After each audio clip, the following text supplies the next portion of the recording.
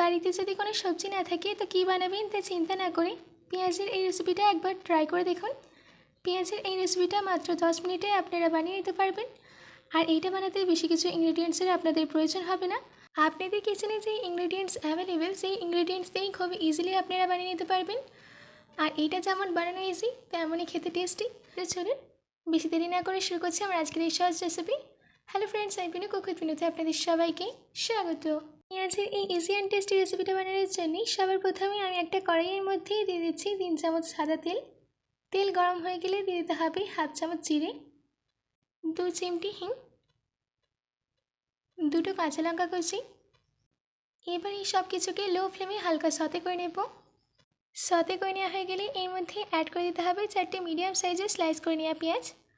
যখন আপনারা পেঁয়াজের স্লাইস করবেন একদম পাতলা করে স্লাইস করবেন না, একটু মোটা করে স্লাইস করে নেবেন।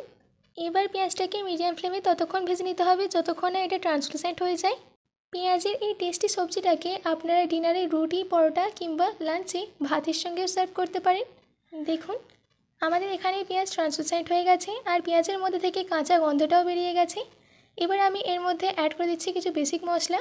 দিচ্ছি হাফ চামচ ধনে গুঁড়ো, হাফ চামচ লঙ্কা গুঁড়ো, কালারের জন্য হাফ চামচ কাশ্মীরি লাল লঙ্কার গুঁড়ো, হাফ চামচ হলুদ গুঁড়ো, 1/4 টেবিল স্পুন বিট নুন, হাফ চামচ নুন।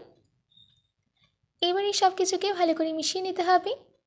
এই মশলাটা রান্না করার সময় আপনারা গ্যাসের ফ্লেমটাকে একদম লোতে রাখবেন। এবার মশলাটা যাতে পুড়ে না যায় তার জন্য আমি দিয়ে দিচ্ছি 3 চামচ জল। জলটা দেওয়ার পর ভালো করে মিশিয়ে নিতে হবে আর 2 মিনিট লো ফ্লেমে রান্না করে নিতে হবে। আমাদের এখানে 2 মিনিট হয়ে গেছে আর মশলা থেকে তেলটাও ছেড়ে এসছে।